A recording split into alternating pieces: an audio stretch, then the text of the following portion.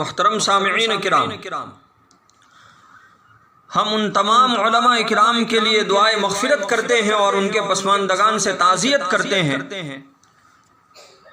اور اللہ تعالیٰ سے دعا کرتے ہیں کہ اللہ تعالیٰ تمام علماء کرام کی مغفرت فرمائے اور اللہ تعالیٰ ان کے درجات کو بلند فرمائے،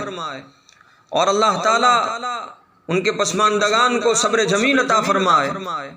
اور اللہ تعالیٰ ہم تمام کی ان علماء کرام کے صدقے میں مغفرت فرمائے۔ محترم سامعین کرام، ان علماء کرام میں سے ہر ایک اپنی جگہ مینارہ نور تھا۔ ان علماء کرام میں سے ہر ایک اپنی جگہ مینارہ نور تھا، اور ان کے ذریعے تعلیم و تربیت، تزکیہ و اصلاح اور تصنیف و تالیف جیسے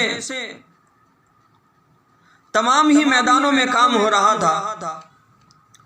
ان کے جانے سے اپنے اپنے حلقہ اور دائرہ کار کے اعتبار سے خلا کی سی کیفیت پیدا ہوئی ہے، لیکن اللہ تعالیٰ کی اس دنیا کا کام اسی طرح جاری ہے کہ اگلے لوگ جاتے ہیں تو بعد والے ان کی جگہ لے لیتے ہیں۔ البتہ اس خلا کو پر کرنے اور معیار باقی رکھنے کے لیے شدید محنت کی ضرورت ہے۔ خاص طور پر افراد سازی اور تربیت کا کام زیادہ ذمہ داری اور مستعدی سے ہونا چاہیے۔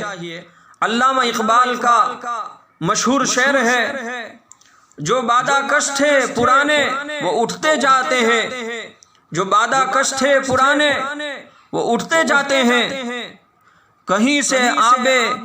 بقائے دوام لے ساقی، کہیں سے آبے بقائے دوام لے ساقی۔ عزیز بھائیو، انتقال فرمانے والے علماء کرام میں سے ہر ایک کا حق یہ ہے کہ ہم ان کا ذکر خیر کریں، لیکن فی الحال یہ کام صرف ناموں کے ذکر کرنے کے حد تک بھی ہمارے لیے ممکن نہیں ہے، اس لیے مجبوراً چند مشہور نام ذکر کرنے پر ہم اکتفا کرتے ہیں۔ ترجمان اہل سنت حضرت علامہ ڈاکٹر خالد محمود رحمۃ اللہ علیہ، جو برطانیہ میں رہتے تھے، اسی طریقے سے استاذ العلماء حضرت مولانا سید محمد سلمان صاحب مظاہری رحمۃ اللہ علیہ، ناظم جامعہ مظاہر العلوم سہارنپور، اسی طریقے سے ابھی ماضی قریب میں صوبہ گجرات ہی کے باشندے حضرت مولانا عبد الرحیم صاحب فلاحی مظاہری رحمۃ اللہ علیہ، اسی طریقے سے ہمارے دیوبند کی وہ موقر شخصیات جو اللہ کے دربار میں پہنچ چکی ہے، اسی طریقے سے ہمارے اتھنی شہر کے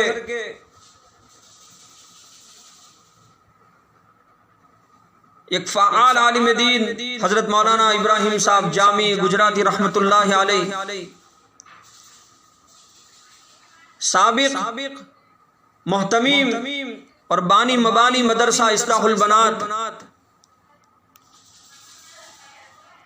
اور بھی بہت سے علماء کرام اس دنیا سے پردہ فرما گئے اور اللہ کے دربار میں پہنچ چکے ہیں۔ اللہ تعالیٰ تمام کی مغفرت فرمائے۔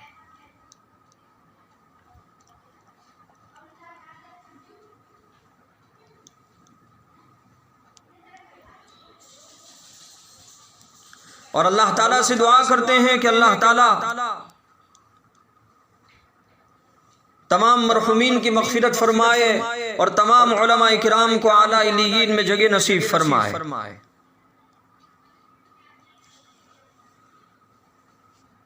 عزیز بھائیو، انہی شخصیات میں سے ایک شخصیت حضرت مولانا عثمان صاحب قاضی فلاحی گجراتی رحمۃ اللہ علیہ، اس دور کی خصوصاً شہر اتھنی کی ایک برگزیدہ شخصیت، مثال عالم، قاطع بدعت، ماہی کفر و شرک، ترجمان دیوبندیت، عاشق تھانوی، تابندہ و درخشندہ ایک سورج، شریعت کے پابند، بلند فکر، حق گو اور دور اندیش، سچائی پسند، خوش مزاج،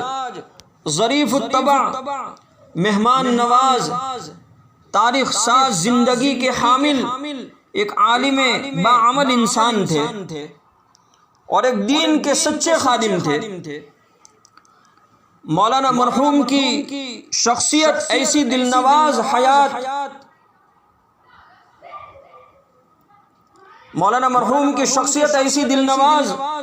حیات افروز اور ایسی باغ و بہار تھی کہ جس کی خصوصیات کو ایک مختصر وقت میں سمونا مشکل ہے۔ حضرت مولانا رحمۃ اللہ علیہ کی دینی، ملی، سماجی بڑی خدمات رہی ہے۔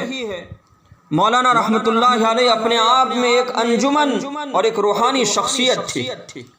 آپ رحمۃ اللہ علیہ شہر اتھنی کی جمعیت کے ایک بڑے فعال رکن رکین بھی تھے، اور بھی آپ رحمۃ اللہ علیہ نے نمایاں خدمات انجام دی ہے۔ عزیز بھائیو، علماء کی موت سے علم اٹھا لیا جائے گا جو علامات قیامت میں سے ہیں، یعنی انسانیت ان برکات اور فیوزات سے محروم ہو جائے گی جو دنیا میں عالم کی موجودگی کے سبب انہیں میسر تھی۔ ایسی ہی محرومی کا سامنا شہر اتھنی کے عوام کو ہوا ہے۔ خیر، اللہ رب کریم ہم سب کو ان کا نعم البدل عطا فرمائے۔ اور عزیز بھائیو، ہم دعا کرتے ہیں حضرت مولانا رحمۃ اللہ علیہ کے لیے کہ آپ نے جو خدمات انجام دی ہے، اللہ تعالیٰ اسے صدقہ جاریہ بنائے، آپ کی خدمات جلیلہ کو شرف قبولیت سے نوازے۔ اللہ تعالیٰ آپ کی تمام خدمات کو، چاہے وہ دینی ہو، ملی ہو، سماجی ہو، رفائی ہو، جس لائن سے بھی آپ کی خدمات ہو، اللہ تعالیٰ ان کے حق میں مظاہر رحمت اور سعادت بنائے۔ اللہ تعالیٰ ہم سب کو اخوت فی اللہ کا حامل بنائے، اور اللہ ہم سب کو اپنے اپنے وقت پر اپنے بڑوں کے نقش قدم پر چلاتے ہوئے ارجعی الی ربک راضیۃ مرضیہ فادخلی فی عبادی وادخلی جنتی کا مصداق بنائے۔ اللہ تعالیٰ حضرت مولانا رحمۃ اللہ علیہ کی قبروں کو نور سے منور فرمائے، جنت الفردوس میں اعلیٰ مقام عطا فرمائے، پسماندگان کو اور لواحقین کو صبر جمیل عطا فرمائے۔ آمین۔